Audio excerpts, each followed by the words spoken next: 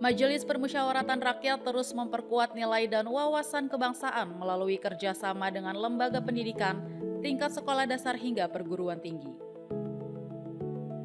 Ketua Badan Sosialisasi MPR RI Abraham Paulianto dalam sosialisasi di SMA Negeri 1 Pontianak Rabu 17 Juni mengatakan, generasi muda harus terus memahami 4 aspek dasar negara.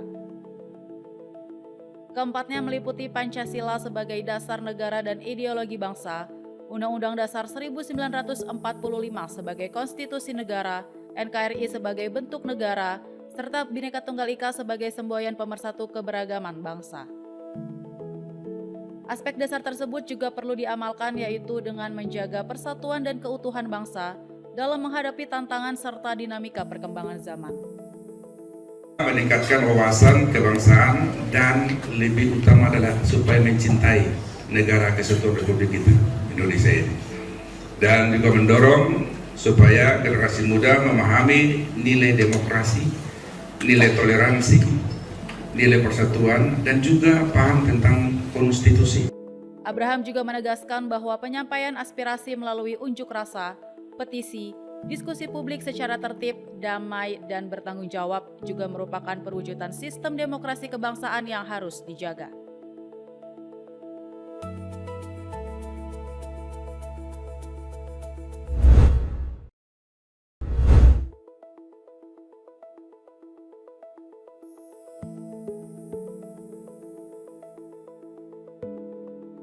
PT Freeport Indonesia bersama pemerintah Kabupaten Mimika menandatangani 3 nota kesepahaman untuk pengembangan sektor pendidikan, kesehatan, infrastruktur, dan ekonomi di Kabupaten Mimika, Papua Tengah. Presiden Direktur PT Freeport Indonesia, Tony Wenas mengatakan, penandatanganan MOU ini merupakan bentuk komitmen Freeport untuk mensejahterakan masyarakat di Kabupaten Mimika, khususnya di Amungme, Kamoro, dan suku kerabat lainnya termasuk yang bukan orang asli Papua yang ada di Mimika. Tony menyebut pada tahun 2025 total nilai kontribusi PT Freeport Indonesia untuk pembangunan Kabupaten Mimika sudah mencapai 6 triliun rupiah. Sehingga ia pun berharap MOU yang ditandatangani dapat mempertegas lagi komitmen PT Freeport untuk masyarakat. Konsentrasi kita tentu saja adalah pendidikan, kesehatan, dan juga ekonomi yang berbasis desa, infrastruktur, dan lain sebagainya yang kami harapkan sinergi itu bisa terus kita lakukan bersama-sama. Tahun yang lalu saja kontribusi kami kepada pemerintah Kabupaten Mimika itu 4,8 triliun dari PNBP. Sementara itu Bupati Mimika Johannes Retop menyampaikan keinginan Pemda Mimika untuk bekerja sama dengan Freeport terkait riset kesehatan dasar hingga bantuan pemberian beasiswa untuk pendidikan masyarakat Mimika. Kita buat riset kesehatan dasar, dengan dasar inilah kita membangun semua sektor. Ternyata dari riset ini kita bisa lihat bagaimana kita punya infrastruktur. Ternyata orang sakit karena infrastrukturnya tidak baik, lingkungannya tidak baik, dan lain-lain. Pendidikan jadi persoalan kita. Retop berharap kolaborasi yang berlangsung antara pemerintah daerah dan PT Freeport Indonesia dapat berlangsung dengan baik dan berkelanjutan.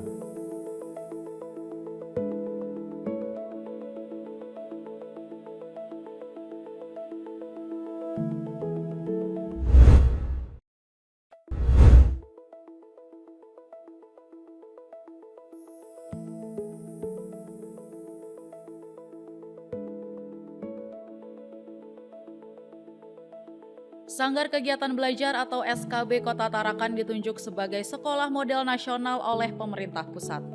Penunjukan tersebut menjadikan SKB Tarakan sebagai percontohan pengembangan pembelajaran berbasis teknologi bagi satuan pendidikan nonformal di Kalimantan Utara. Kepala Bidang PAUD dan PNF Dinas Pendidikan Kota Tarakan, Abdul Razak menyebut, akreditasi A dan tingginya jumlah peserta didik menjadi faktor utama terpilihnya SKB Tarakan sebagai sekolah model. Alhamdulillah Tarakan ditunjuk menjadi sekolah model untuk PM dan KK.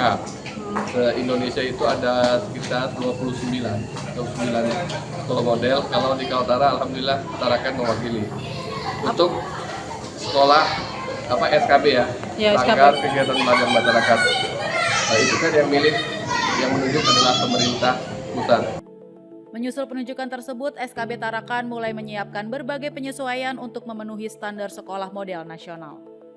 Pihak sekolah akan memfokuskan pengembangan pada peningkatan kualitas pembelajaran peserta didik, kompetensi pendidik, serta penguatan kepemimpinan satuan pendidikan.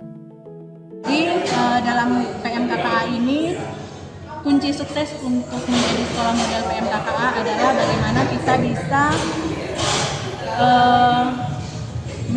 mengunggulkan. Jadi 3 kunci suksesnya itu adalah keunggulan belajar murid, keunggulan mengajar pendidik, dan juga keunggulan dalam hal kepemimpinan. Jadi tiga kunci sukses itu yang harus kita lakukan gitu. Intinya kita akan melakukan perbaikan-perbaikan dari mungkin pembelajaran SKB yang sebelumnya dengan yang nanti ke depannya. Meski menghadapi keterbatasan lahan, SKB Tarakan dipastikan tetap mendapatkan dukungan sarana dan prasarana dari pemerintah daerah maupun pemerintah pusat. Dukungan tersebut diharapkan dapat memperkuat peran SKB Tarakan sebagai model pengembangan pendidikan nonformal di Kalimantan Utara.